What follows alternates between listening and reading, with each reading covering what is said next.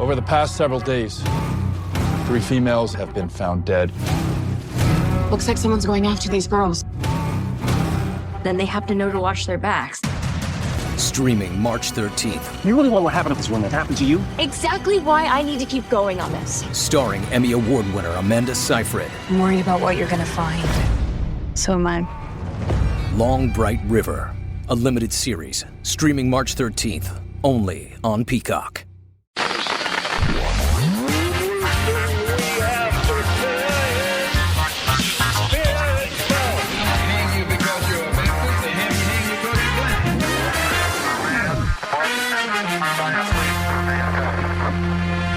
Você está ouvindo o História FM.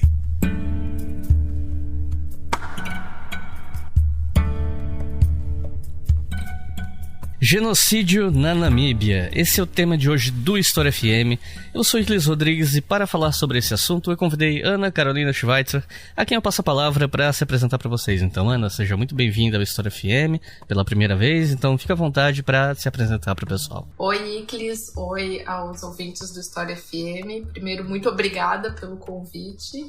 Embora seja um tema bem desafiador e não é um tema prazeroso de conversar sobre, mas é um tema muito importante, então estou realizada de estar aqui e de poder participar um pouco desse projeto que é tão importante de história pública, de divulgação de conhecimento histórico, então estou muito feliz de estar aqui. Então é isso, gente. Vamos conhecer um pouco mais sobre esse genocídio esquecido do século XX, depois que eu tenho um recado para vocês.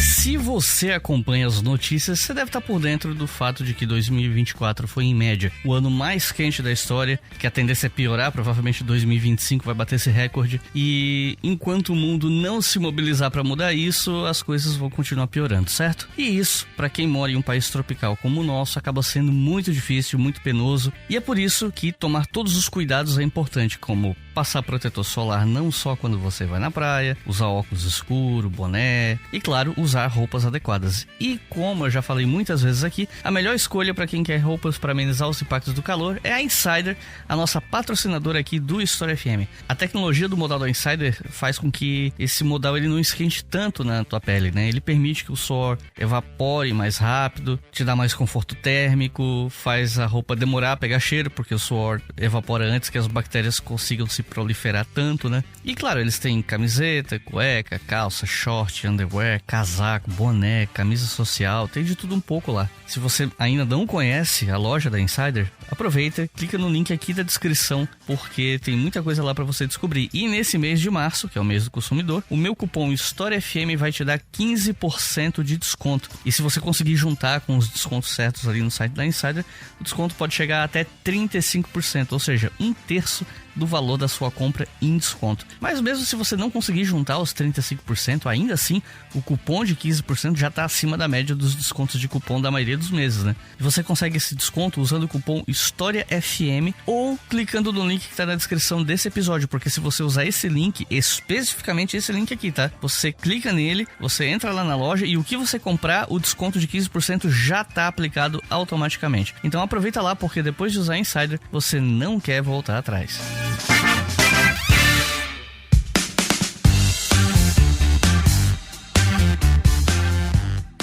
E é claro que eu vou falar da campanha do Apoia-se, que é o que realmente mantém o História FM no ar. Eu sempre falo todo episódio, mas não custa lembrar, até porque tem sempre um espectador novo que está chegando, que a gente tem uma campanha no Apoia-se que desde 2019 é o que permite que o História FM exista. Nesse último mês a gente conseguiu recuperar um pouco dos apoios que a gente tinha perdido nos últimos meses. Ainda não está nos níveis que estava lá pro meio de 2024, mas já deu um respiro, então agradeço muito quem está chegando agora. E se você quiser apoiar, é só acessar apoia.se/rubricahistoria com qualquer valor a partir de R$2 por mês. R$2 é um precinho bem camarada, e a minha ideia é não ficar fazendo reajuste, mesmo com inflação e não sei o que, porque a minha ideia é que todo mundo possa fazer parte disso como uma comunidade, com o valor mais baixo possível. Uma notinha de R$2 já resolve, e com muita gente apoiando, independente do valor ser mais modesto, a gente faz tudo isso aqui funcionar, e todo mundo que quer apoiar pode dizer que faz parte desse projeto educacional gratuito. Os nossos novos apoiadores e apoiadoras são Renan Guimarães, Fábio Soares, Pedro Guimarães, Clifford Neves, Daniel Gobi, Joel Nascimento, Luiz Marinheiro, Gilzão Chagas,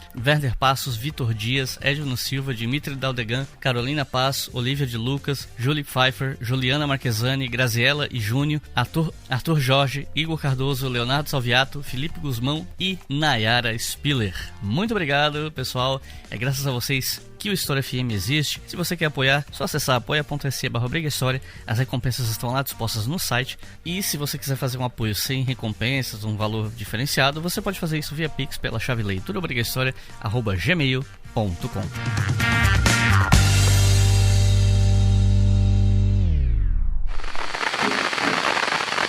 Entre 1904 e 1908, a região onde hoje fica a Namíbia, no sudoeste da África, foi palco de um genocídio. O então Império Alemão exterminou os povos Herero e Nama naquela região. Motivados por uma ideologia racial, os alemães chegaram a utilizar campos de concentração, uma tecnologia de extermínio que ficaria famosa décadas depois, durante o Holocausto.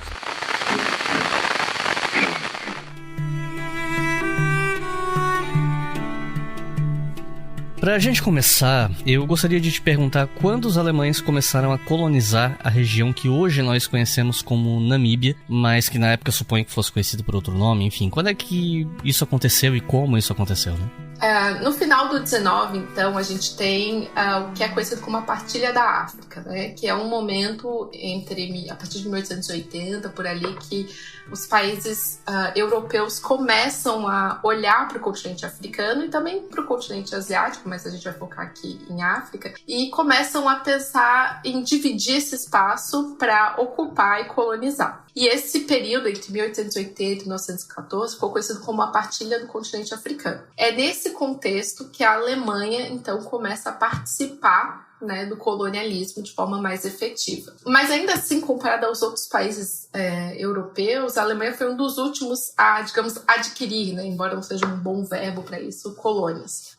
Então, até o final do 19, a Alemanha era considerada um império sem um território extra, né, sem um território fora dali das suas próprias fronteiras. E não havia um interesse muito grande por parte do chanceler alemão, Otto von Bismarck, de adquirir esses outros territórios. Ele não tinha muito interesse no colonialismo no continente africano, porque ele tinha um certo argumento de que as regiões que eram realmente valiosas, onde podiam ter ouro e borracha, que eram os produtos mais importantes, digamos assim, naquele contexto, já tinham sido ocupadas. Então não tinha muita, assim, região que sobrasse. Até em 1881, numa das declarações que ele deu, ele falou que ele não estava interessado nas questões coloniais, né? Mas acontece que ele acabou mudando de ideia, né? E em 1884, Berlim vira sede da Conferência do Congo, que depois vai ser conhecida como a Conferência de Berlim. Então, em novembro de 1884, vai ocorrer essa conferência, e ela se encerra em fevereiro de 1885, e com o final dessa conferência, a Alemanha, então, assina um tratado onde ela passa a ser, oficialmente ter as regiões que atualmente são Togo, Camarões, Namíbia e Tanzânia, também pega uma parte do Burundi, da Ruanda e da República Democrática do Congo, como colônias da Alemanha. E aí a pergunta que fica é o que aconteceu para que, né, o chanceler da Alemanha mudasse de opinião e resolvesse que Berlim ia ser o centro dessa conferência, que essa conferência ia acontecer lá, né? Bom, a discussão que os historiadores trazem é que há pelo menos 4 movimentos, digamos assim. O primeiro é um grande esforço de comerciantes, de empresários, né,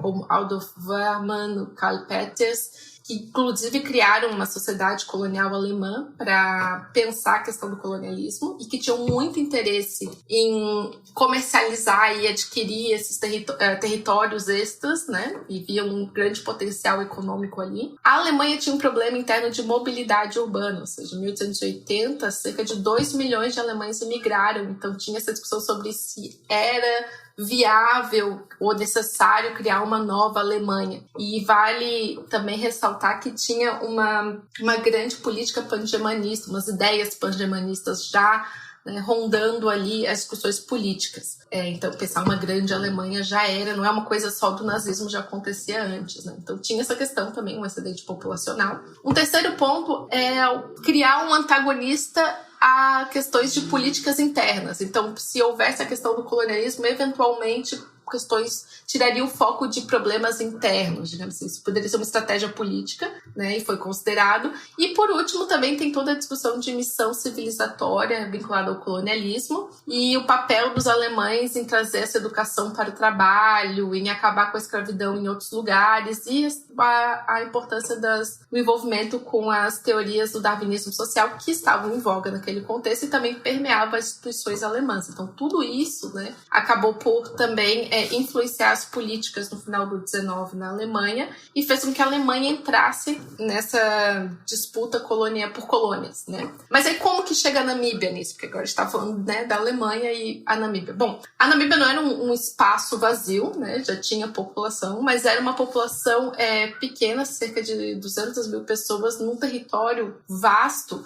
Então era uma região que a gente considera pouco populosa, ou seja, não era concentrada, né, essa população. E aí, em maio de 1883, em uma pequena baía chamada Angra Pequena, no meio da Namíbia, no litoral da Namíbia, na verdade, né, um comerciante alemão chamado Adolf Luderitz, ele era de Bremen, ele comercializava tabaco e ele já tinha tentado em outras regiões adquirir pedaços de terras e tal, para depois, com o interesse justamente de vender para o governo, seja governo alemão ou outros, né, ou companhias. E ele começou a participar de um comércio ilegal de armas na costa sul-ocidental africana. Ali ele acabou fazendo negócios com alguns grupos e adquiriu a região de Angra Pequena, que é uma região, basicamente uma baía, né?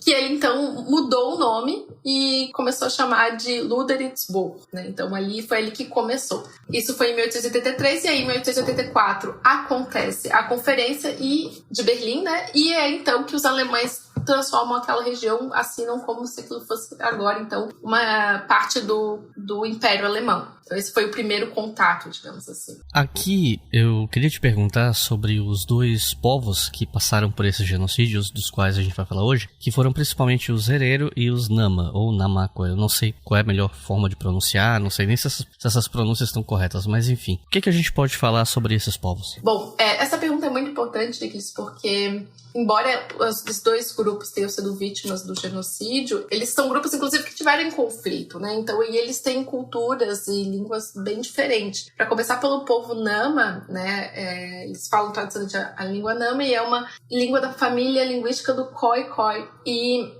eles também têm uma ligação forte com o Afrikaner, né? A gente vai ver depois também um dos líderes do grupo Nama, que o diário dele era escrito em Afrikaner, por exemplo, né? E eles vêm mais da região sul da África, né? E eles fazem parte do povo Khoisan. E eles também viviam na região próxima ao rio Orange, no sul da Namíbia, e norte da África do Sul, né? E eles tinham muito contato também, a partir do século XVII, com os grupos dos holandeses que viviam na colônia do Cabo, né?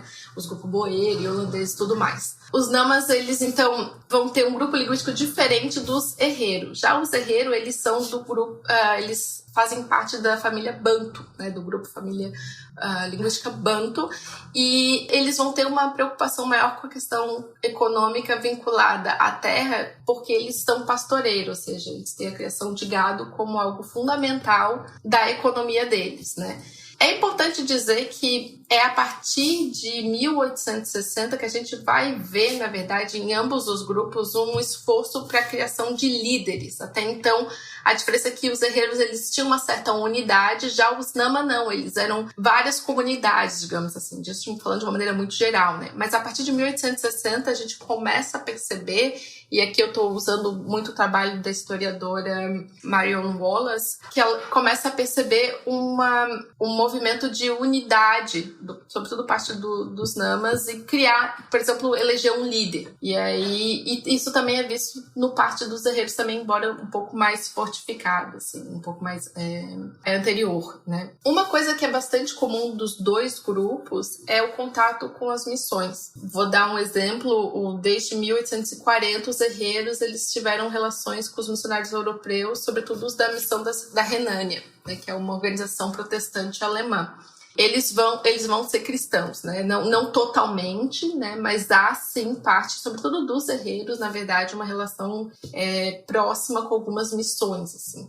E vão acabar se encontrando muito numa região central da Namíbia, que hoje é onde é a capital, em Windhoek. Então é ali mais ou menos que, digamos, vão se cruzar. Eles vão ter conflito ao longo do século XIX, né?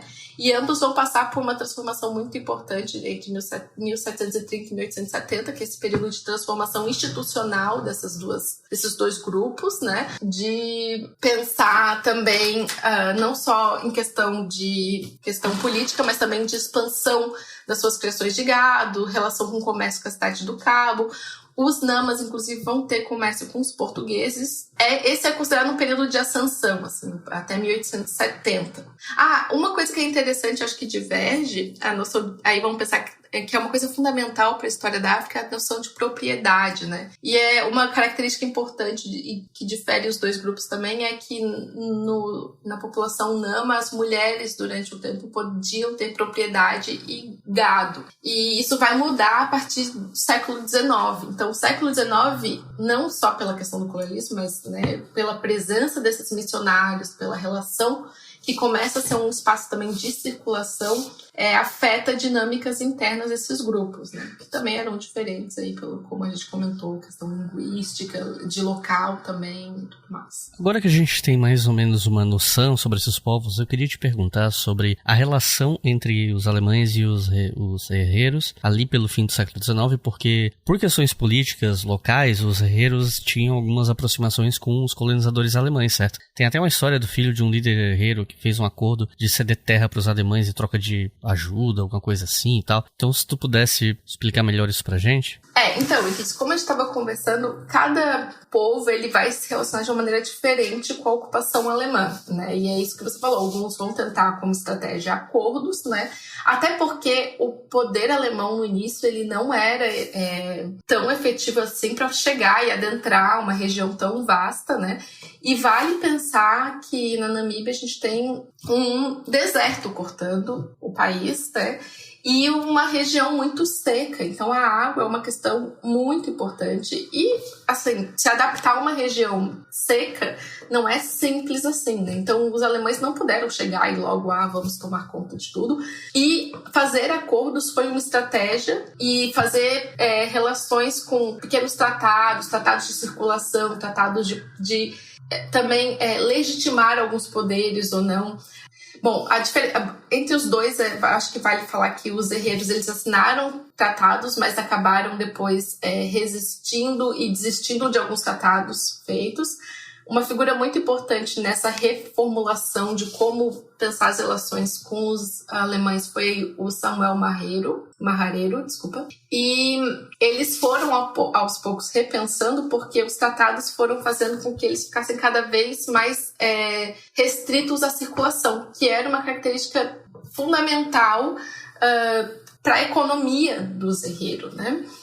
Já no caso dos Nama, a gente vai ter uma estrutura mais descentralizada. Então vão haver em vários pequenos acordos e tudo mais, mas há, em certo momento, pressão para assinar alguns acordos, e o governo alemão se valeu também de certas divergências que existiam entre os dois grupos, né? Mas para dar um exemplo de uma questão mais efetiva, por exemplo, em 1890, houve a morte do Marra-herreiro Tio Muarra, que era o sucessor legítimo, deveria ser o sobrinho dele, Nicodemos, mas então os alemães acabaram interferindo politicamente e impuseram Samuel Marrareiro como esse chefe do grupo herreiro. E aí acabaram fazendo um outro tratado, né? Usaram então esse momento de fragilidade política, que é troca de poder, para impor um novo tratado.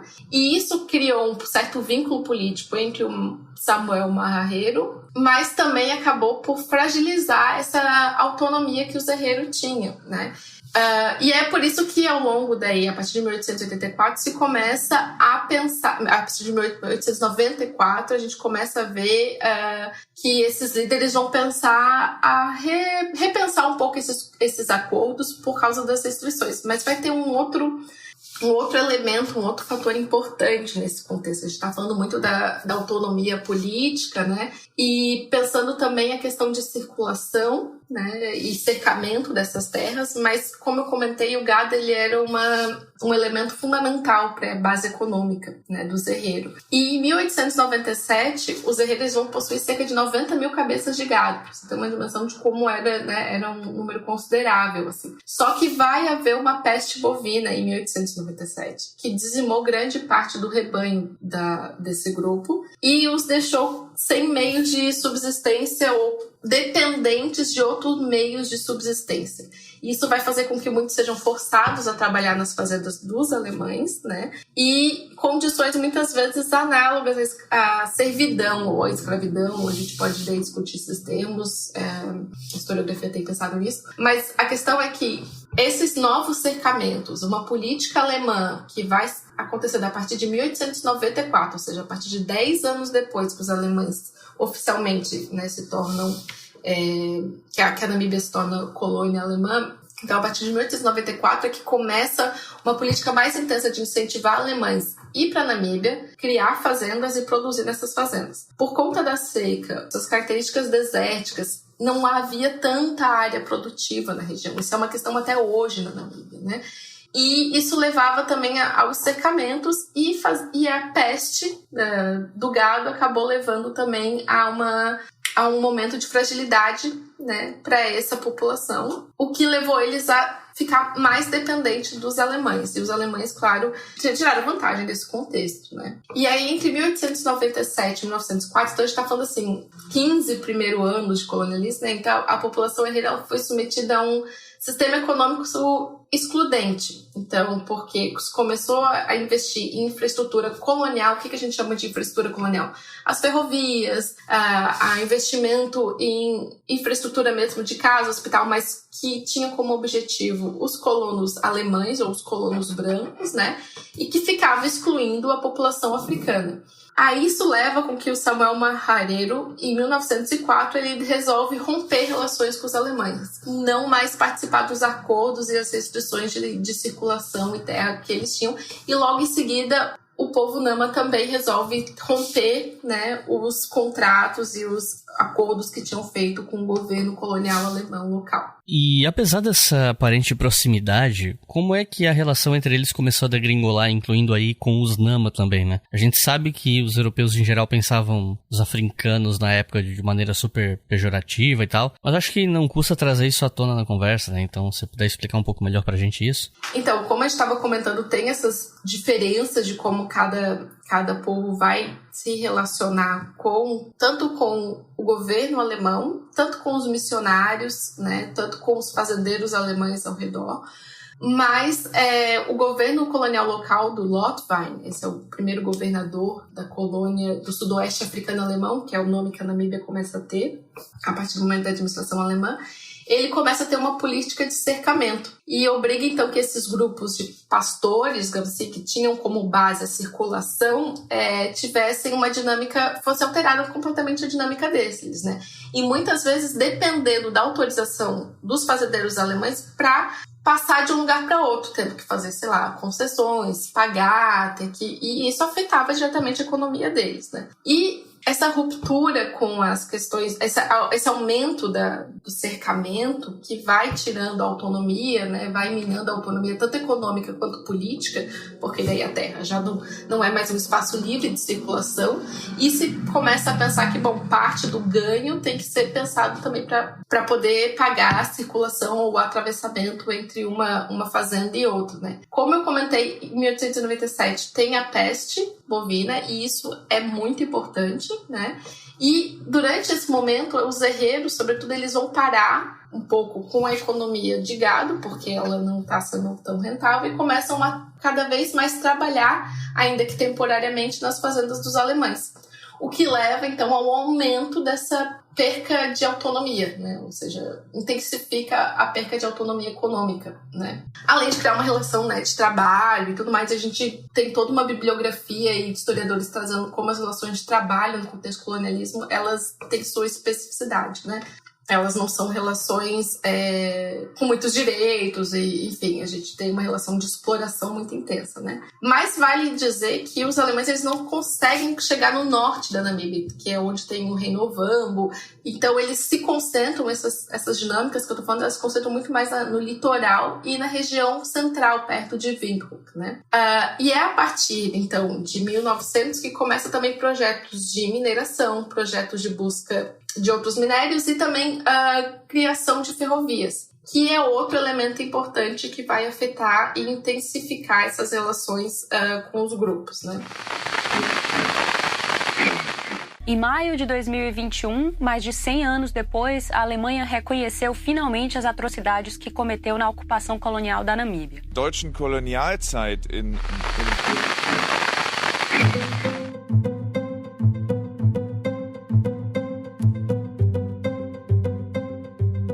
Aqui eu queria tomar um tempinho pra gente falar do caso Dietrich. O que foi esse caso? E os autores que costumam trabalhar com esse tema consideram que esse caso foi determinante no aumento das tensões entre os herreiros e os alemães ou não? Esse caso, o Dietrich, ele trata-se de um incidente que ocorreu em 1903, no qual um comerciante alemão, o nome dele é o Dietrich, ele assassinou a esposa de um chefe herreiro. E esse caso é importante, primeiro, porque ele mostra que havia esse tipo de contato, né? Então, a situação mais ou menos era a Luísa Kamana, que era filha do subchefe herreiro Kamana de Omaruru, foi assassinada por esse colono alemão. O marido dela declarou que o Dietrich atirou na Luísa enquanto ela dormia em uma carroça com um filho recém-nascido no colo. E que esse Dietrich, ele tentou forçar, né, ele tentou estuprar a Luísa enquanto ela dormia com o bebê. Esse era o argumento dos herreiros. Os casos de estupro e agressão violentas aumentaram depois que os herreiros foram forçados a trabalhar mais nas fazendas dos alemães, né? Após foram forçados por conta da peste, né? Ou seja, por questão econômica, não por uma regra, digamos assim. Daí, o que aconteceu foi que os herreiros levaram, né, esse caso para a corte, para júri, e os tribunais coloniais não puniram severamente o crime cometido pelos alemães, por esse alemão contra os herreiros. Eles condenaram o Dietrich de 3 a 5 anos de prisão, mas acabou que a pena dele foi reduzida e ele foi solto em 11 meses. E essa sentença que foi considerada pelos herreiros como uma sentença muito branda, não só pela questão de que, né, uma mulher herreiro foi assassinada, mas porque a Luísa era filha de um subchefe, ou seja, ela não era, né, uma pessoa, sei lá, uma trabalhadora comum, digamos assim, ela era filha de um subchefe, ela era parte de uma elite, digamos assim, local, né? E isso levou, então, digamos, pode ter sido um dos estopim, né? Eu confesso, Iclis, que eu não vejo muita menção a esse caso, mas eu não digo que ele não é importante, mas eu acho que ele é um caso é um bom exemplo para a gente pensar como as relações eram disso de confiança, de ceder espaço, de haver uma possível conversa, mas também com o que era considerado assim regra, né, quem era afetado ou não. E também aponta para um elemento muito importante dentro do colonialismo, que é a questão de sexualidade, gênero e abusos, né? Que é um tema que, se a gente olha para as fontes, já tem desde 1900, assim, isso é um tema importante, tem livros falando disso, e a defesa do Dietrich vai argumentar que atacou ela porque ele estava tomado pela febre tropical. E o que era essa febre tropical, digamos assim? Era um argumento que se tinha no final do 19 e início do 20, que era os trópicos, né, as regiões tropicais, elas afetavam diretamente o modo de ser dos alemães. Vai ter um médico alemão chamado Paul Hochbauer, que em 1907 ele vai publicar um livro com essa teoria, justamente, e criando, inclusive, um livro de modos, como maneiras e regras de como que pode se prevenir essa febre, digamos assim. O professor Wolfram Hartmann, que é um historiador namibiano, ele é especialista nisso e a tese dele foi justamente sobre esse caso.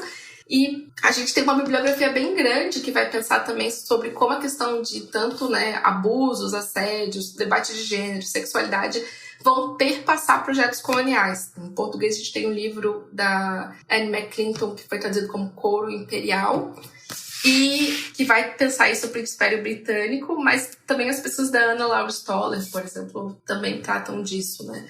Mas só para dizer que esse caso eu acho que ele é simbólico por muitas razões, né? Não só por ser talvez considerado um estopim, eu não tenho muita certeza disso, mas ele traz elementos dessa questão de, né, estupro, de assédio, de punição, porque também ao longo do colonialismo, que a gente já tem bastante pesquisa mostrando, é todo um discurso de que havia-se esse perigo de que os africanos iam estuprar as mulheres brancas na África, né?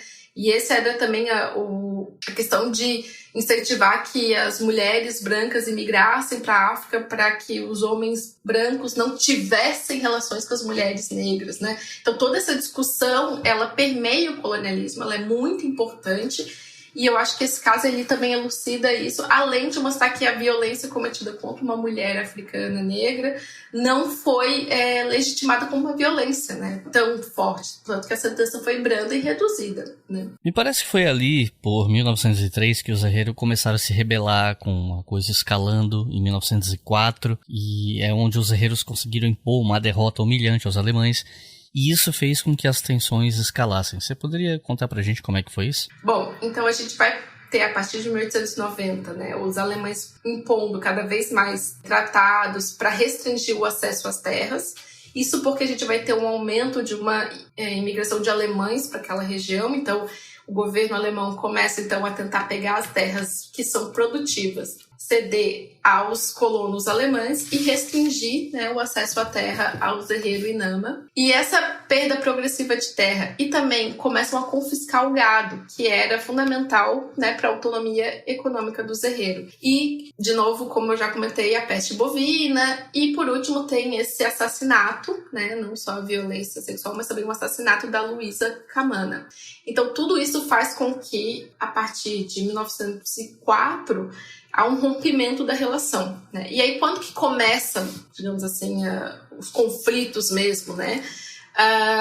Em 12 de janeiro de 1904, cerca de 100 herreiros estavam na região de Okahandja, que é um pouco acima de Windhoek, e eles supostamente estavam ali, a interpretação dos alemães eram para criar um conflito. Há daí as fontes dos próprios herreiros, diários e cartas, dizendo que na verdade era um processo de negociação, mas em algum momento foi interpretado que aquilo era uma ameaça e começou a se disparar tiros. E aí começou um conflito. Nesse conflito, nesse primeiro conflito, os herreiros mataram cerca de 100 colonos alemães. E aí foi considerado um ponto de ruptura, digamos assim, né? Mas há uma discussão se realmente foi esse número. A questão é que foi esse momento, em janeiro de 1904, que os alemães se sentiram oficialmente ameaçados, né? E houve morte, sim, de alemães. E aí é o momento que Berlim é acionada, digamos assim, né? E os herreiros começam, então, a perceber que não tem mais um diálogo com o governador Lothwein, o governador alemão, né?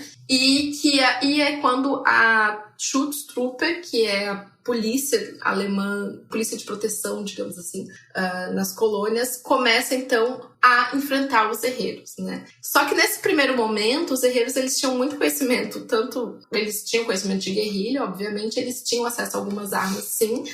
E como eu comentei lá no início, né, o próprio Luderitz, ele estava envolvido com o comércio ilegal de armas e então arma não era uma novidade, digamos assim. E até janeiro de 1905, os alemães sofreram várias derrotas, assim, e cerca de 10% da tropa da Schutztruppe alemã foi eliminada nesse primeiro ano. E quando os herreiros conseguiram, inclusive, matar oficiais alemães, é que o governo alemão entrou em ação. O governo alemão, daí eu digo Berlim, né? E aí o Kaiser Guilherme II, então, ele faz um discurso onde ele comenta que, bom, parece que o Lothwein não vai dar conta de conter essa, que era considerada nesse primeiro momento uma rebelião. E ele, então, nomeia um general chamado Lothar von Torta, Trota, para comandar essa repressão, digamos assim. E como é que foi a reação de Berlim? Pelo que eu estava lendo, parece que a maioria dos políticos foi a favor de uma ação enérgica de erradicação dos herreiros. O Robert Gaudi fala, inclusive, de um membro do Partido Social Democrata alemão que, quando falou que os herreiros eram humanos como qualquer alemão e tinham alma, ele foi vaiado por todo o setor conservador do parlamento, que era a maioria na época e tal. Então, como é que foi a reação na Alemanha sobre esses acontecimentos? Bom, o Sebastian Conrad, no livro ele tem 2 livros sobre colonialismo alemão, mas num deles ele vai comentar justamente sobre as disputas dentro do parlamento alemão sobre que tipo de colonialismo a Alemanha deveria ter, e os partidos políticos alemães naquele momento eles vão usar a questão do colonialismo para enfraquecer o governo atual, para discordar e tudo mais, né? Mas o SPD, que é justamente um dos partidos, o Partido Social Democrata, ele vai justamente, não é que eles eram contra um colonialismo, mas eles recusavam apoiar um orçamento para questões e conflitos coloniais, digamos assim. Então, havia uma discussão de que não era para ter gasto com as colônias, né? Mas a questão é que em 1905, em novembro, então em janeiro é quando, né, a gente vê, já deu um primeiro ano de conflito e os alemães estão tomando ali muito porrada, resumindo assim. E aí, em novembro, o Kaiser alemão, Guilherme II, ele vai, então, de novo fazer um discurso onde ele fala que os herreiros, que a rebelião que os herreiros estão causando representa uma ameaça, não só para a Alemanha, não só para os protetorados alemães, né, que era como se chamava as colônias, mas também para a Alemanha, e que era um dever, né? A Alemanha tinha uma dívida com a Schutztruppe, ou seja, eles tinham que propor uma contração, digamos assim, né? Vai haver na imprensa alemã, sim, críticas. Tem uma revista bastante famosa nesse período, uma revista ilustrada chamada Simplicissimus, que vai publicar caricaturas, mas eu acredito que essas críticas ficaram muito mais num grupo letrado, muito pequeno, e não assim uma grande discussão de olha como está sendo. Eu não acho que isso foi dessa proporção, assim, não é pelo menos o que a historiografia tem mostrado, né? E agora, é uma pergunta sensível, mas eu tenho que fazer, que é sobre como o genocídio foi realizado. Eu pergunto isso porque quando se fala do Holocausto, se pensa principalmente nos campos de extermínio. Quando se fala no genocídio contra os armênios, se pensa tanto nos fuzilamentos e execuções tradicionais, entre aspas, quanto marchas da morte para as regiões inóspitas e desertos. Quando se pensa no genocídio em Ruanda, se pensa muito naquelas execuções a golpe de facão. Quando se pensa no que estava acontecendo agora na Palestina, se pensa nos bombardeios. Então, eu queria saber com os herreiros e os Nama, como é que foi? Como é que esse genocídio foi de fato executado? Bom, essa é uma parte bastante sensível, mas ela também foi... ter isso documentado foi importantíssimo para que depois, né, a luta de reconhecimento, de justiça e tudo mais pudessem acontecer. Mas, basicamente, a estratégia feita pelos alemães, e primeiro é pensar que foi algo planejado, né? Então, diferente de outro genocídio do século XX, o genocídio do povo herreiro e Nama, ele ocorreu de uma maneira gradual e sistemática. O que isso quer dizer? Que houveram diferentes modos, né? O primeiro foi uma marcha forçada para o deserto, e isso aconteceu em agosto de 1904. E isso que é importante, desde o início do conflito já se colocou que os herreiros e Nama não seriam, eles não queriam prisioneiros. Então, em agosto de 1904, esse general Lothar von Trotha, que foi escolhido pelo Kaiser alemão, ele liderou 6.000 soldados alemães com uma artilharia pesada contra os herreiros, levando esse grupo para o Planalto de Waterberg, na Namíbia. Como os herreiros não estavam tão preparados para uma grande batalha, e a importância desse momento do telégrafo, porque foi assim que havia uma comunicação rápida entre o governo colonial alemão na Namíbia com o governo, né, na Alemanha, e conseguia assim mandar reforços. Mas basicamente em agosto de 1909, com uma artilharia pesada, os herreiros foram forçados a fugir para o deserto de Omarreca. E, bom, a primeira estratégia foi não permitir a saída dos herreiros do deserto. Então, todas as saídas possíveis foram bloqueadas, o que fez com que os herreiros fossem impedidos de acessar água e alimentos. E o general Trotha, ele ordenou para os soldados alemães que atirassem em qualquer herreiro que tentasse escapar, o que fez com que o deserto se tornasse, né, um lugar de morte, né? Então, nesse primeiro momento, a maioria dos herreiros eles vão morrer de sede, de fome, e aí a gente tem a figura do Hendrik Witbooi e do Samuel Maher Herero como dois africanos importantíssimos, né, um herreiro e o outro nama, que vão desenvolver estratégias para lutar contra o governo alemão. O Witbooi, infelizmente, vai morrer logo no início, em 1905, morre em batalha, mas o Samuel Maher Herero, ele continua, ele consegue sobreviver e ele vai buscar exílio em algum momento para Botsuana e vai falecer lá em 1923, né? Um segundo momento da estratégia de genocídio foi a partir de outubro de 1904, foi quando daí o von Trotha ele emite uma ordem de extermínio, né? E ele faz uma carta que é publicada onde ele diz: eu, o general dos soldados alemães, envio esta carta aos herreiros. Os herreiros não são mais súditos da Alemanha. A nação herreiro deve deixar o país. Só que ao mesmo tempo, pausa minha, ao mesmo tempo eles estão encurralados, então não há uma mobilidade. Isso é uma carta falsa, porque eles não estão criando uma mobilidade, um corredor para que os herreiros deixem a região, né? Eles estão encurralando em regiões de seca. E ele conclui dizendo: caso se recusem, eu os forçarei a isso com um canhão. Qualquer herreiro encontrado dentro das fronteiras alemãs, com ou sem armas ou gado, será executado. Não aceitarei mais nem mesmo mulheres nem crianças. São estas minhas palavras ao povo herreiro. Então, logo então, em outubro de 1904, que a gente considera isso uma ordem de extermínio.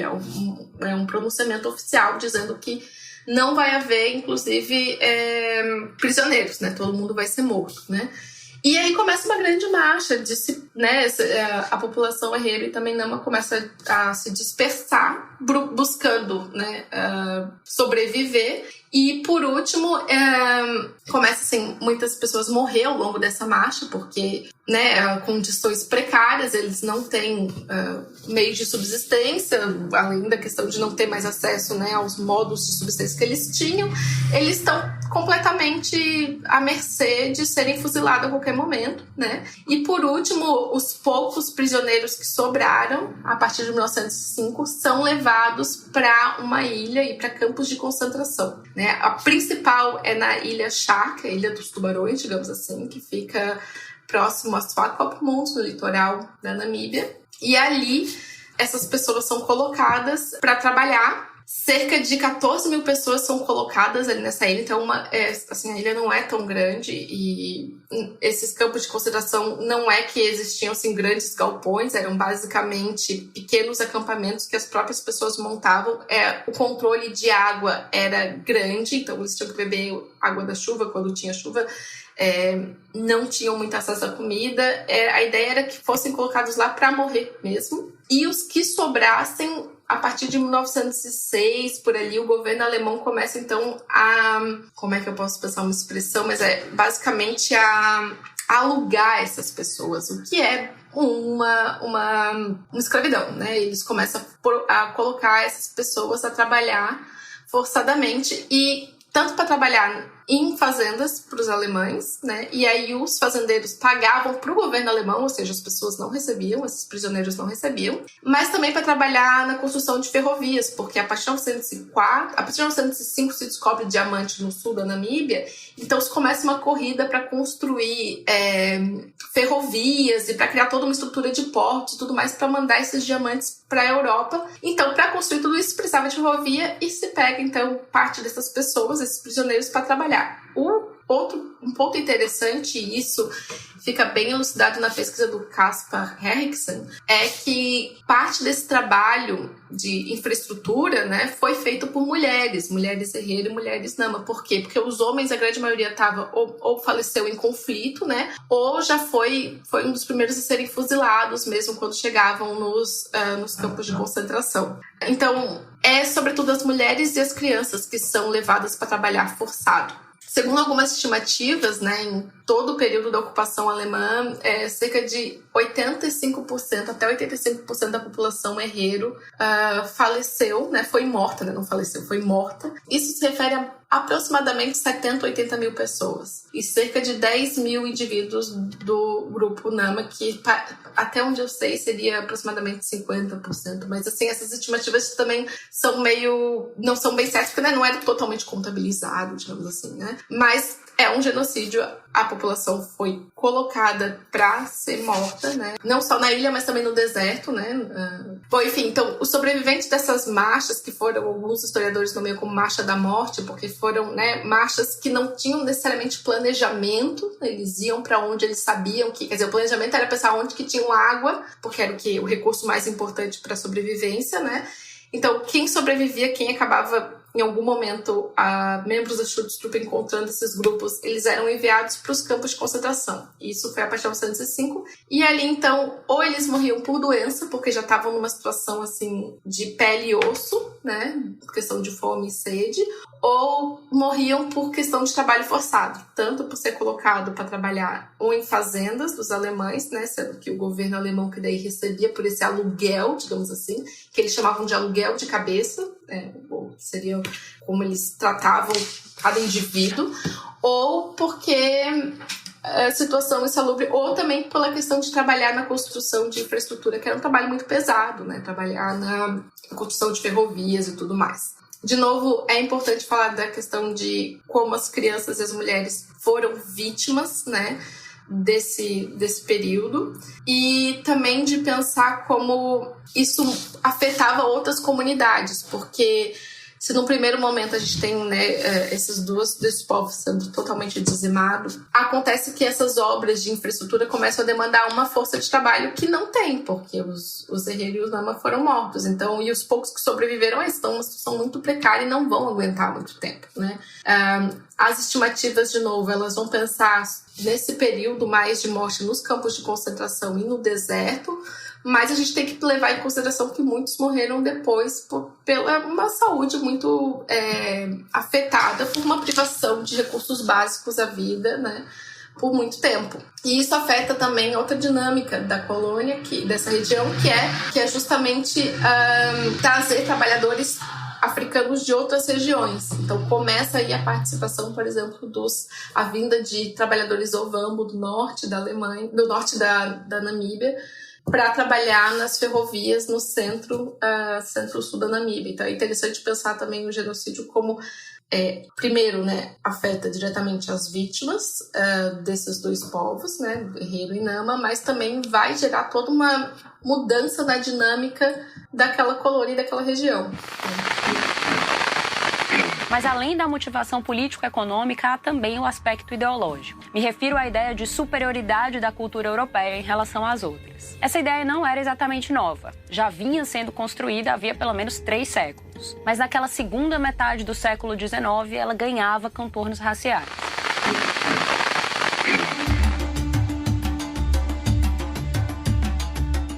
Entre a segunda metade do século XIX e a primeira metade do XX, o racismo científico teve muita força e populações africanas foram usadas para experimentos e outras atrocidades. No contexto desse genocídio da Namíbia, nós vimos episódios desse tipo? Sim, o racismo científico ele é central, né, para a questão do genocídio, para legitimar as políticas alemãs, né, nesse período e depois também, né, mas retomando um pouco também a última pergunta, Iclis, parte do genocídio também, além de ser, né, de matar as pessoas por elas não terem acesso a recursos básicos, era de objetificar essas pessoas e não tratá-las como seres humanos, né, dignos de receber um tratamento, porque prisioneiros de guerra existiam em outros contextos da história, né, mas não houve o mesmo tratamento, digamos assim. E por isso que o racismo científico ele é importantíssimo para legitimar, porque é isso que vai dar respaldo para os alemães tratarem os africanos, e aí no caso da Namíbia, né, os herreiros e os Nama como selvagens ou naturalmente inferiores, né? E eles usam todo um vocabulário para isso, todo um vocabulário racista, muito usado nos meios científicos naquele momento. No contexto do genocídio, vale ressaltar que nessa ilha, na Shark Island, figuras da comunidade científica participaram de certa maneira do genocídio, indo lá coletar os cadáveres dos herreiros e namas que faleciam, né? Também pesquisadores acadêmicos, ou seja, a elite intelectual que criava essas teorias, que respaldava com essas teorias, elas, de certa maneira, também participaram desse genocídio. Um grande exemplo é o médico antropólogo alemão Eugen Fischer, que não só vai escrever sobre as populações e tudo mais, mas vai fazer uso de cadáveres herreiros e namas que foram retirados lá da Shark Island, no contexto, né, de que faleceram lá por conta do genocídio, e ele vai fazer uso disso por quê? Porque vai ter expedições de antropólogos, etnógrafos e médicos para justamente levar esses restos humanos, para fazer pesquisa, né? Para legitimar as políticas eugenistas, as teorias eugenistas, e que a gente vai ver depois um desenvolvimento disso a partir da década de 20 e 30, sobre a década de 30 com a ascensão do Partido Nacional Socialista, né? E vale dizer também que esses restos humanos, eles vão ficar na Alemanha até muito recentemente, né? E houve, durante muitas décadas, uma luta por parte dos descendentes dos sobreviventes do genocídio para o retorno desses restos humanos, né? E só muito recente, a partir dos anos 2000, é que começou um processo de devolver esses restos humanos para que eles pudessem ser, né, passar pelos processos de rituais e receber um fim digno, digamos assim, se é possível. Isso foi é muito importante pensar todos esses pequenos e grandes movimentos, e que levam também a pensar como essas populações eram totalmente desconsideradas como seres humanos numa hierarquia, né? Baseado numa hierarquia onde nem direito a próprio funeral digno ou uma morte digna e né, o sofrimento das pessoas estando ali perdendo familiares, isso não era respeitado, né? Eram tratados realmente como objeto até o fim da vida, né? Até após a morte, digamos assim, né? Então tem um grande exemplo é esse médico alemão, o Eugen Fischer, que ele vai ter publicações sobre isso e tudo mais, e ele vai fazer parte de um instituto, que é o KWI, que ficava em Berlim, ficava hoje onde é a Universidade Livre de Berlim, não é a Universidade Livre de Berlim, mas era parte e depois esse instituto vai ser parte fundante e financiado pelo Partido Nacional Socialista para pensar as teorias do Mengele e tudo mais. Então, assim, se a gente for pensar em termos de, né, impacto e tudo mais, a gente pode pensar que essas pessoas eram desrespeitadas desde o início ali do conflito, né, mas até após o fim da vida delas, né? Foi muito recente o retorno dos restos mortais. E, aliás, além disso, durante o tempo ainda se usava em aulas, né, isso eu tô pensando na década de 20, 30, 40, se usava em aulas, se usava em exposições. Depois esses restos humanos foram colocados, né, porões de museus e tudo mais, e aí, né, todo o contexto da década de 60, 70, mas enfim, foi um longo processo para que isso fosse retornado, né. Existe um debate historiográfico sobre até que ponto essas experiências alemãs de campos de concentração e extermínio contra os Herero e os Nama no começo do século XX teriam sido determinantes nas experiências de genocídios nazistas, como se fosse uma influência direta. Minha leitura sobre isso é meio primária, mas me parece que existe um certo ceticismo entre os historiadores de fazer essa ponte, pelo menos dos que eu li, né? Tipo a Shelley Baranovsky, o Richard Evans e tal. E aí eu queria saber da perspectiva da historiografia mais focada nessa colonização alemã, porque querendo ou não, as leituras que eu tenho são de estudiosos do nazismo discutindo isso, mas você tem leitura de estudiosos da colonização alemã na África, né? Então, nos debates com os quais tu teve contato, o que é que você viu sobre isso? Você viu alguma coisa sobre isso ou essa discussão nem aparece muito? Né, essa discussão ela está sendo bastante intensa. Eu tenho é um tema que eu tenho estudado mais recentemente, agora que eu acabei a tese, que é a disputa dos historiadores 2.0, digamos assim, né? Então, na década de 80 a gente vai ter a primeira Historikerstreit, que é essa primeira disputa entre historiadores, que é para pensar sobre a singularidade do Holocausto, ou seja, se o Holocausto foi uma resposta a uma invasão soviética, a um medo de uma política soviética, ou se foi realmente algo elaborado somente pelos alemães como uma política nazista em si, sem pensar em relação, né, a alguma outra algum outro medo e tudo mais. E fica aqui a sugestão pro pessoal que tá ouvindo, vocês ouviram o episódio chamado, eu acho que é Nazismo e Socialismo o nome do episódio. Tem uma pergunta inteira só sobre o Historical Strike, então quem quiser saber mais pode ouvir o episódio lá. Perfeito, então faz uma pausa, vai lá e volta, mas basicamente agora a gente tá vivendo um momento que os historiadores estão chamando que é o segundo Historical Strike, né? E que vai pensar isso, de novo, trazer a questão da singularidade do Holocausto, mas em relação ao passado colonial alemão. Como eu disse anteriormente, a Alemanha não ocupou só a Namíbia, ela também teve outras 3 regiões na África, né, ocupou 3 outras regiões, que foi Togo, Camarões e Tanzânia. E se percebe, né, justamente pelo desenvolvimento da historiografia sobre colonialismo nesses últimos 30 anos, como muitas das políticas que os nazistas vão implementar a partir da década de 30, e muitos também começam a se ter muito estudo de trajetória, né? Por exemplo, Heinrich Göringer foi um jurista alemão e ele foi, por exemplo, um dos primeiros, foi um governador do sudoeste africano alemão, da Namíbia, né? E o filho dele vai participar da Luftwaffe durante o governo nazista. Então, a gente começa a ter estudos sobre, né, pesquisas que vão mostrando esses desdobramentos, ou pessoas que atuaram no colonialismo alemão e depois vão ter papel importante dentro das políticas nazistas também. Isso começa a pensar, bom, será que, né, essa experiência colonial e, sobretudo, a questão do genocídio, a experiência com o genocídio na Namíbia não levou a também, né, desenvolver estratégias na questão do Holocausto, né? Isso é uma discussão bem intensa hoje. E sim, que eles têm bastante... eu vejo, assim, por um lado, alguns questionando que isso pode levar a se pensar que o Holocausto é só mais uma cartinha de uma grande narrativa, e criticando um pouco isso, porque isso tiraria a dimensão do Holocausto, afinal foram milhões de pessoas, e foi uma produção em massa mesmo.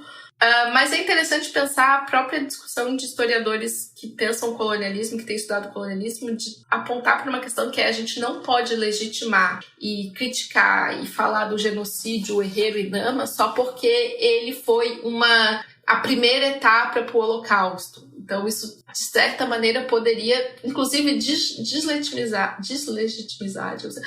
o impacto, né, que o genocídio do povo Herero e Nama teve, né, na Namíbia, na história como em si. Ou seja, esse episódio ele não precisa estar vinculado com o Holocausto para ele ter uma importância, né?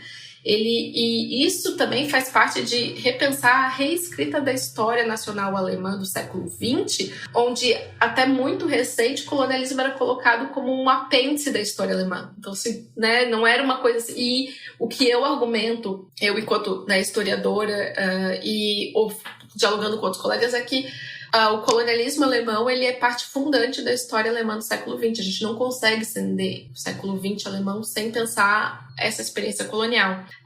Embora alguns argumentem que foi curta, porque foi de 1884 até 1914, 1918, ali a Primeira Guerra, a Alemanha perde as colônias, ela foi intensa, né? E sim serviu para que algumas coisas fossem testadas, iniciadas, desenvolvidas, né?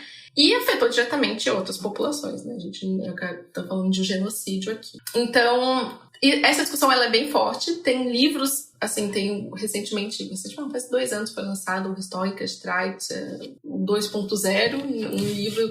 O debate, em sua maioria, eu tenho visto mais em alemão do que em inglês. Mas, uma coisa que é interessante, ele aconteceu muito forte no Twitter, em 2021, 2022, assim. Hoje, o Twitter já é falecido, digamos assim, mas ele foi muito intenso no Twitter. As pessoas publicavam, os historiadores, sobretudo, né, publicavam um artigo, botavam lá, e aí a gente viu o debate acontecendo nos comentários, assim. Mas tem bastante bibliografia recente, e eu tô escrevendo um texto sobre isso para pensar a importância das pesquisas sobre colonialismo alemão e também sobre a população negra alemã, que tem mostrado que esse resquício do colonialismo ele é uma coisa muito importante e presente na história alemã, muito mais do que você tem pensado na historiografia. Durante a tua pesquisa de doutorado, você viajou para Namíbia, né? Então eu queria aproveitar essa experiência e também, logicamente, que os debates historiográficos com os quais você teve contato, para te perguntar sobre a memória desse genocídio na Namíbia. Porque afinal de contas a memória do genocídio armênio é muito forte para a diáspora armênia e para a população do país Armênia, né? O Holocausto nem se fala, né? Então, esse episódio de genocídio, ele é um componente que determine um senso de identidade na Namíbia? Essa pergunta é bem interessante, porque eu diria sim e não. Digamos assim, por que sim e não? Primeiramente, sim. É importante, se a gente vai, por exemplo, no Museu da História da Independência da Namíbia, eles colocam lá o período do genocídio, o contexto do genocídio como, né, um marcador da história da Namíbia. Eu acho que é impossível, quando você vai escrever qualquer coisa sobre a história da Namíbia, não comentar sobre esse genocídio, né? Mas, ao mesmo tempo, a Namíbia é um país recente, né?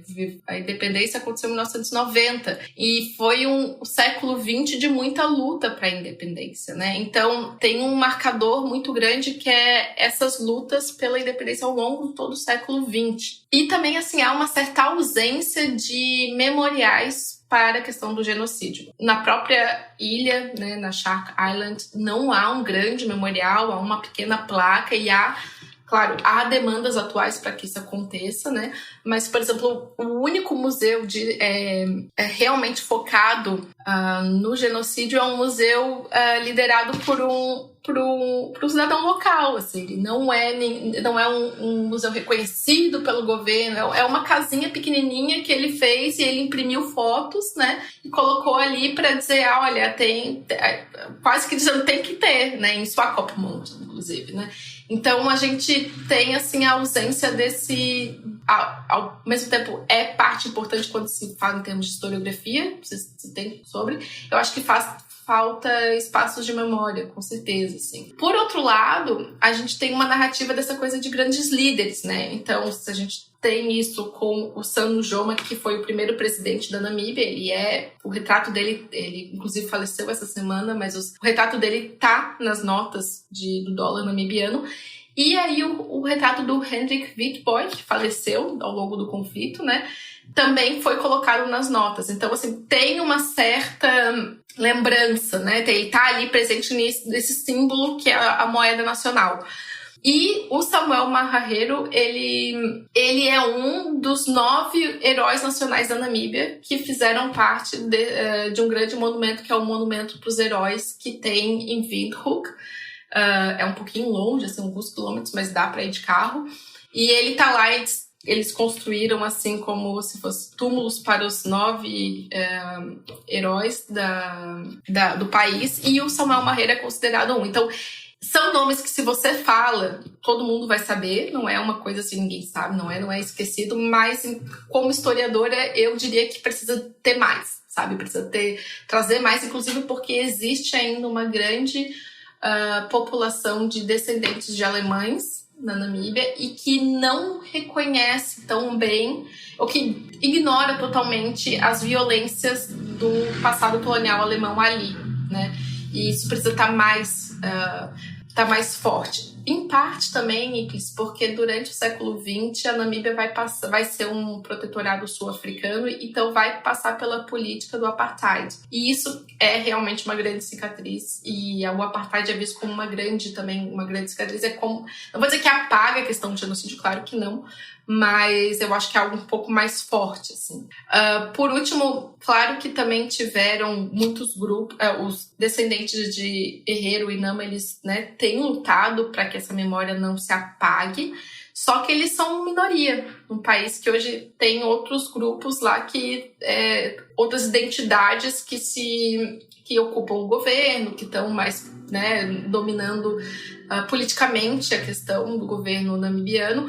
E aí, não há, assim, essa narrativa não traz tanto a presença dessas associações do Herero e do Nama hoje, né, dos descendentes, descendentes das vítimas, eles não têm tanta força política. Se você quiser colaborar com o História FM, você pode fazer isso via Pix, usando a chave leituraobrigahistoria@gmail.com. E assim você colabora para manter esse projeto educacional gratuito no ar. Para terminar, Eu queria saber a quantas anda a discussão sobre reparações ou não. Você fez o doutorado na Alemanha, você pesquisou colonização alemã lá mesmo na Alemanha, morou uns anos lá. Então eu imagino que você está por dentro dos debates que estão acontecendo dentro da Alemanha, né? Além de saber quais são as demandas da Namíbia, né? Então eu queria saber o seguinte, há quantas anda esse debate na Alemanha? O que é que a Namíbia pede em termos de reparação? E o que é que os alemães têm se mostrado dispostos a oferecer ou não como reparação? Então, durante muitas décadas, a Alemanha ignorou completamente a questão do colonialismo e, sobretudo, a questão do genocídio. Não se falava em genocídio, não se mencionava o termo genocídio para falar sobre o que ocorreu na Namíbia. Isso só vai acontecer em 2004, quando a Alemanha realmente reconhece o genocídio, ou seja, 100 anos depois, né? Só isso já é bastante tempo, né? 100 anos para reconhecer o genocídio. E é só a partir de 2020 é que se começa a discutir intensivamente políticas de reparação, digamos assim, não reparação financeira, uma compensação, digamos assim, né? Já nos anos 2000 a gente tem o grupo da Associação de Vítimas dos Descendentes de Herero tentando nos Estados Unidos brigar por uma compensação contra o governo alemão, contra a Alemanha, pedindo em torno de 4 bilhões de dólares. Isso foi completamente ignorado pelo governo alemão, digamos assim, mas o que aconteceu em termos numéricos é que em 2021 a Alemanha assinou então uma declaração dizendo que eles não só se desculpam, mas eles também pedem desculpa por ter demorado mais de 100 anos para reconhecer e pedir desculpas, né? E eles, então, afirmam que eles vão pagar 1 bilhão de euros, 1,1 bilhão de euros, nos próximos 30 anos para projetos nas comunidades afetadas pelo genocídio. E aí que começa uma segunda discussão, que é, bom, ok, agora durante muito tempo, né, esses descendentes das vítimas lutaram pelo menos o reconhecimento do genocídio, que alguns historiadores alemães, inclusive, falam de uma amnésia colonial alemã, ou seja, os alemães, aí em alemães estou falando não só a população, mas as instituições alemãs, né, totalmente ignoravam a questão do colonialismo em suas políticas e suas narrativas. E aí, em 2021 tem essa fala do governo que vai pagar 1,1 bilhão de euros, mas em 3 décadas. E aí começa uma discussão com as associações das vítimas, com as associações dos descendentes das vítimas Herero e Nama, porque, bom, para onde vai esse dinheiro? Essa é a discussão agora, né? E é isso que eu acompanhei bastante estando lá, porque tem duas discussões, né? Uma é, na Alemanha, as pessoas, os alemães, achando que eles que definem para quem vai o dinheiro, né? Eles que definem quem são as comunidades afetadas. Eu, enquanto historiadora, eu acredito que todo o país foi afetado, toda a região foi afetada. Na época não era um país, mas era um Estado-nação, mas toda a região foi afetada, porque, como eu disse, e as pesquisas sobre colonialismo têm mostrado, mudou a dinâmica de trabalho, a dinâmica de relação, mudou, enfim, e fora todos os impactos, né, simbólicos e tudo mais que afeta, para além da questão das vítimas que morreram, né? Mas, então, as duas associações de Herero e Nama rejeitaram essa proposta. Inclusive, a associação tradicional Nama, ela, em janeiro agora desse ano, de 2025, ela fez uma fala rejeitando essa proposta. Por quê? Porque a negociação está ocorrendo entre o governo alemão e o governo namibiano. E aí o governo namibiano está há 33 anos, sobre controle da SWAPO, que é um partido político, tem eleições, claro, mas é o mesmo partido político desde 1990 e que exclui os Herero e Nama. Eles não fazem parte desse partido, assim, não diretamente, pelo menos, não fazem parte diretamente do governo. E é isso que eles reclamam que, tá bom, agora a Alemanha reconheceu, agora vai vir algum dinheiro, mas esse dinheiro não vai chegar para eles. E aí tá tendo toda uma discussão daí agora na Namíbia também, dizendo sobre para onde vai esse dinheiro, como que vai ser usado, né? O governo quer usar em obras do governo, em projetos do governo, né? E aí a gente tem que pensar, bom, é isso, e aí tem toda uma discussão sobre o que é o Estado-nação, quem é a vítima direta, quem é a vítima indireta, quanto dinheiro é suficiente para pensar uma reparação, é possível, né, quantificar uma reparação de um genocídio. O que eu tenho visto também aí, acompanhando mais em termos de, para além dessa questão financeira, né, alguns projetos de cooperação têm tido.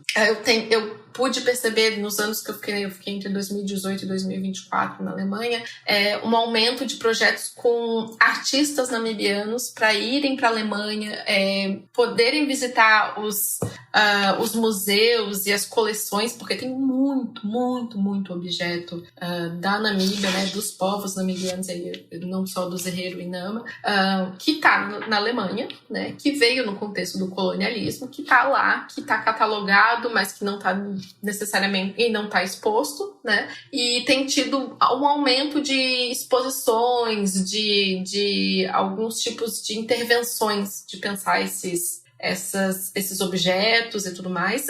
Alguns artistas, eu vou sugerir, por exemplo, o trabalho da Tuli Mekonde, a arte dela é maravilhosa, ela vai pensar as fotografias do contexto do colonialismo e repensar releituras dessas fotografias, e ela mesma em algumas entrevistas já comentou como é difícil acessar esses arquivos, né? O Arquivo Nacional Alemão é uma burocracia, assim, tem que ter uma burocracia, eu concordo, é um arquivo nacional, o nosso Arquivo Nacional Brasileiro tem as suas burocracias, mas a gente está falando de uma relação onde tem uma dívida, né? Uma dívida bastante dura. Então, deveria ter mais projetos para pensar em como quebrar essas barreiras, assim. Eu sei também que algumas instituições, como o Museu Histórico Alemão, e acho que em Leipzig também, em Freiburg, algumas cidades têm pensado, em Hamburgo também tem sido bastante ativo, olhar para os acervos e devolver antes que a Namíbia peça. Então, não ficar esperando que os países ou as comunidades solicitem, mas já devolver. Mas isso, assim, é feito não com a intenção de vamos devolver porque a gente quer devolver. É mais para não chamar holoforte, porque eles viram que a questão, por exemplo, dos bronzes de Benin chama muita atenção. E aí isso chama a atenção da mídia e vira um grande caso. E para evitar isso, eles têm feito a repatriação de alguns objetos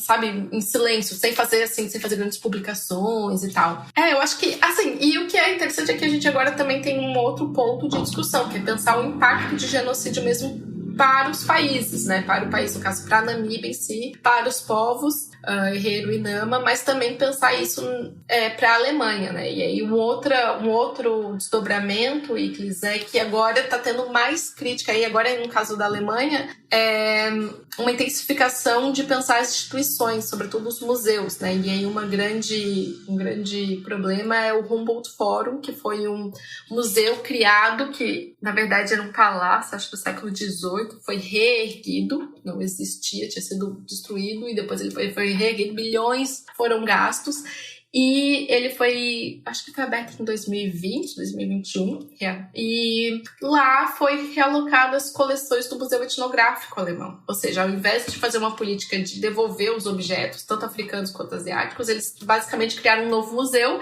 dizendo que é um museu de todas as culturas, é um lugar de encontro, e aí colocaram as coleções dos antigos museus etnográficos, né, do maior museu etnográfico de Berlim, né? E com isso, grande parte, né, dessa coleção, ela foi adquirida, embora adquirido não seja o termo correto, tem um termo melhor para isso, mas está me fugindo do momento, eu peço desculpas, mas ele foi cooptado, ao longo do colonialismo, então não foram, né, trocas diretas, não foi, pagou por tal vaso, ou trocou, foram questões de, né, a gente tem bastante pesquisa mostrando o trabalho dos etnógrafos, ou mesmo historiadores, antropólogos durante o colonialismo para adquirir esses objetos. E aí o Humboldt Forum está lá, a coleção está lá, tem agora uma exposição gigante sobre Tanzânia, por exemplo, e grande parte daqueles objetos foram parar em Berlim do contexto do colonialismo e ainda estão lá. E a gente vê um silêncio sobre o Humboldt Forum em questão de políticas de reparação, de repatriação de obras. Então, assim, tem tido tudo isso, né? São debates que ainda estão em curso, ele ainda está acontecendo, eles mobilizam questões políticas. Agora a Alemanha está no meio de eleições, eu não sei, acho que esse episódio sai em fevereiro, né? Ou for março, não sei. Mas enfim, enquanto sair, a Alemanha vai estar em curso de eleições, que eleições ocorrem agora em fevereiro no parlamento alemão. E na Namíbia, o San Nujoma, que foi o primeiro presidente da Namíbia, ele faleceu essa semana. Essa semana a gente está falando segunda semana de fevereiro. E também isso aciona, né, esses momentos seja de efeméride e tudo mais, eles acionam também essas memórias. Então, o que eu reforçaria é que a questão tanto do colonialismo, mas do genocídio é presente nos dois países, né? E aí o que eu vejo também no debate acadêmico é pensar um vocabulário para tratar desse período. E você percebe ao longo de todo o podcast que eu tentei tomar cuidado com os termos, mas porque realmente a gente às vezes usa um termo que parou de ser usado ou algum verbo não cai bem e tudo mais. Por exemplo, uma das coisas que eu discuti uma vez com uma colega e a gente chegou nessa conclusão é que não dá para falar sobre o genocídio e usar o verbo no passivo, né? Porque um genocídio não é no passivo, né? Não é foram mortos, alguém matou, né? Então tem todo esse cuidado de sempre repensar a linguagem, né? E eu acho que em relação ao genocídio Hererinama isso ainda está sendo feito assim muito devagar, sabe? De repensar essa discussão. Mas uma outra discussão que eu queria pensar é, por exemplo, como é que a gente pensa essa relação qual é a relação da Namíbia e da Alemanha sobre essa história, né? Teve um congresso que eu participei como ouvinte, e na Alemanha eles têm uma dinâmica na academia que é quando você participa como ouvinte de um congresso, você pode escrever um relatório e publicar sobre, né? E eu publiquei o relatório sobre esse congresso porque era um congresso que o nome era para tratar de colonialismo alemão. Tinham pesquisadores tanto da Alemanha quanto da Namíbia, do Togo, do Camarões, e eles deram o título do congresso de Shared History, então história compartilhada. E assim, quase que todos os pesquisadores africanos, os professores sobretudo, falaram, é um absurdo que a gente pensa que colonialismo é uma história compartilhada, né? E as organizadoras do evento, elas admitiram que foi uma péssima escolha, elas, né, falaram que, na verdade, o termo que elas usaram em alemão era outro, era Verteidigen, mas, enfim, a questão não é qual era, a questão é que no inglês foi usado share, e não dá para pensar como algo compartilhado, né, porque ninguém compartilha no colonialismo, né, eu acho que é um verbo que não dá para usar, mas aí qual usar então, né, como é que se pensa essa história, porque eu acho que o que está tentando trazer agora é que é também uma história alemã, né, como eu comentei antes. Então não é só uma história da Namíbia, é uma história da Namíbia e da Alemanha. Então a gente não consegue responsabilizar devidamente os sujeitos, né, e os agentes dessa história. Depois da Guerra Colonial, a maior parte das terras do país foi dividida em fazendas particulares e dadas a colonos alemães. Hoje, os namibianos alemães possuem cerca de 70% das terras agrícolas do país. Enquanto isso, a maioria dos hereros e namas vivem em áreas pequenas e superlotadas de terras comunais que mais tarde lhes foram atribuídas, ou em aldeias, assentamentos informais e favelas que abrigam 40% da população da Namíbia.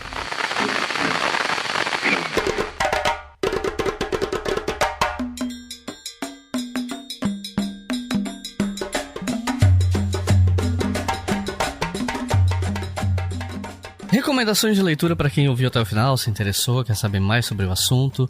Se você pudesse recomendar alguns livros, quais seriam? E só aqui um adendo, normalmente eu peço para o pessoal recomendar livros em português, inglês ou espanhol.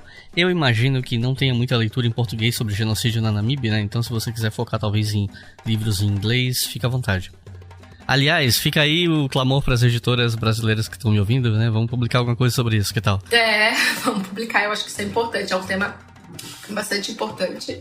Espero ter convencido os ouvintes até o momento, mas então, Wickles, temos esse problema, não temos livro em português sobre o genocídio. Você tem eventualmente uma menção ou outra, mas não assim explicando, né, a questão do genocídio, o contexto. É escasso, inclusive, sobre colonialismo alemão, assim, né? E eu sugeriria, então, em inglês, né? Tem um livro muito interessante que foi escrito por o David Olusoga e o Casper Erickson, que se chama The Kaiser Holocaust, o Holocausto do Kaiser, e o The German Forgotten Genocide and the Colonial Roots of Nazism, que foi publicado em 2010. Esse livro, para ser bem honesta, assim, muitos historiadores são bem críticos porque eles acham que a questão de colocar os africanos tanto quanto como vítima acaba tirando, não mostrando, né, a agência desses africanos. Então tem esse dilema. Mas como foi um livro pensado para um público mais amplo e não para um debate historiográfico na academia, eu acho que ele cumpre um papel muito importante, né, de justamente apontar essas violências e mostrar todos os pormenores da questão do genocídio e toda a campanha de esquecimento, né? E o trabalho do Casper Erickson, de mestrado, que está disponível online na Universidade de Leiden, que o título, eu vou falar o título em português, que é O Anjo da Morte Desceu Violentamente Entre Eles, que é justamente só sobre o campo de concentração da Shark Island, né? Ele tem uma ótima pesquisa sobre colonialismo, acho que é inevitável falar sobre os campos de concentração na Namíbia sem mencioná-lo, né? De historiadores alemães, o Joachim Zeller e o Jürgen Zimmerer têm um livro chamado Genocide in Southwest Africa, The Colonial War and Aftermath, que foi publicado em 2008 e como é que se chama? Coletânea de textos. Eu acho que é interessante que ele tem vários historiadores, não só historiadores alemães, e que dá um geral assim, sobre essa guerra. E caso alguém tenha interesse realmente de saber os pormenores das violências e as políticas coloniais alemãs na Namíbia e sobre também o maltratamento que os alemães faziam, né? O Jeremy Sylvester e o Jan Gewald, eles republicaram o Blue Book, que foi um relatório que os ingleses fizeram em 1918 para mostrar como os alemães tinham praticado, sim, muitas violências durante o seu sistema colonial. E o nome do livro é Words Cannot Be Found, a German Colonial Rule in Namibia. Eu sugeriria, mas esse eu sei que do Brasil é muito difícil. Na verdade, eu só consegui esses livros que eu vou mencionar agora quando eu fui para a Namíbia, mas a editora da Universidade da Namíbia tem publicado livros sobre memórias de sobreviventes do genocídio, e aí são livros escritos muitas vezes por, né, descendentes desses sobreviventes. O nome é Mama Pini, Transcending the Genocide. Eu acho que é um livro bem interessante para pensar assim, como é que as pessoas buscaram estratégia dentro desse horror para sobreviver, e como é que foi a vida dos sobreviventes, né, depois.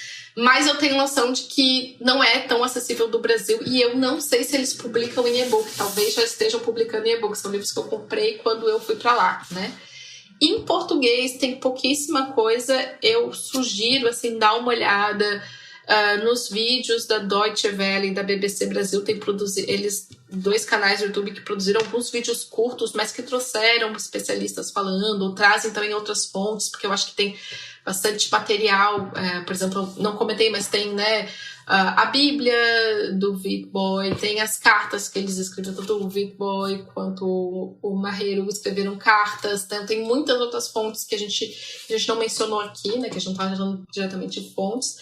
Eu tenho uma colega muito querida, Elaine Kalka, que trabalha com a literatura alemã e colonialismo, e ela está escrevendo uma tese sobre considerado o primeiro livro pós-colonial alemão, que trata justamente um romance chamado Morenga, do Uwe Timm. E esse romance ele foi a base do filme que saiu na Alemanha, acho que em 2022, que é Der Vermessene Mensch, que é um filme justamente sobre o processo de... É um filme baseado nesse romance, né? Nesse livro, mas é um filme que trata desse processo do genocídio. Como eu disse, é uma produção alemã, tem muitas críticas, eu acho que é um episódio só para analisar esse filme, mas eu acho que, visto essa amnésia colonial que a Alemanha tem de não tratar do genocídio, de não tratar nem do período colonial, eu acho que é pelo menos um primeiro pequeno passo para que o tema do genocídio, o tema do colonialismo tomem mais espaço nas produções, né? Porque uma coisa é os historiadores estarem cientes desse debate, outra coisa é um público mais amplo e as sociedades, né, tanto alemã quanto namibiana, saberem disso. Quer dizer, na Namíbia se sabe, mas na Alemanha é realmente um tema que agora se está ouvindo um pouco mais sobre, assim, tomando jornais e tal. Então essas são algumas sugestões, infelizmente a maioria vai ser em inglês. O filme, eu dei uma olhada, eu acho que em algumas das plataformas de filme não tem nenhuma dessas assinaturas, mas dá para comprar, para alugar, né? Eu não sei se no YouTube também dá, talvez possa. E é isso, essas são algumas sugestões. E o professor José Rivaí Macedo, ele produziu um texto de uma ou duas páginas, eu acho que se colocar o nome dele no Google consegue achar esse texto, que saiu num jornal um jornal pequeno, assim, jornal mesmo, não revista acadêmica. E a professora Marion Brepol, ela tem uma pesquisa bem grande sobre pan-germanismo, pensando aí antes de 1914. Então ela lançou, eu imagino que ela tem alguns livros também, tem um livro só sobre pan-germanismo antes de 1914. Eu acho que para quem quiser entender o contexto alemão, né, é interessante, mas não foca necessariamente no genocídio. É isso, Iclis, algumas das sugestões.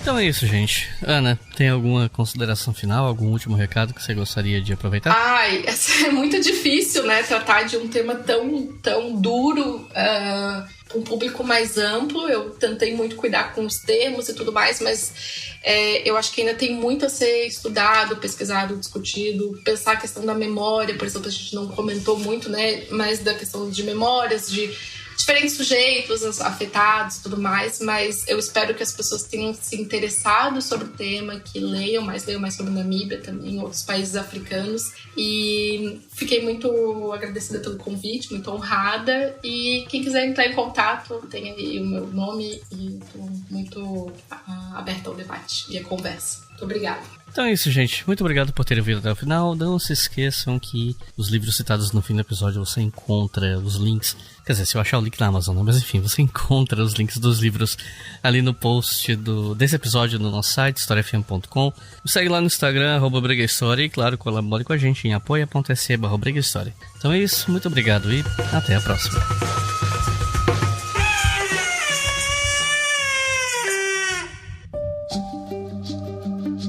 O História FM é uma produção do canal Leitura Obriga História. Apresentação, Iclis Rodrigues. Edição, Samuel Gambini. Roteiro, Iclis Rodrigues. O financiamento deste programa é realizado pelos nossos colaboradores em apoia.se/Obriga História.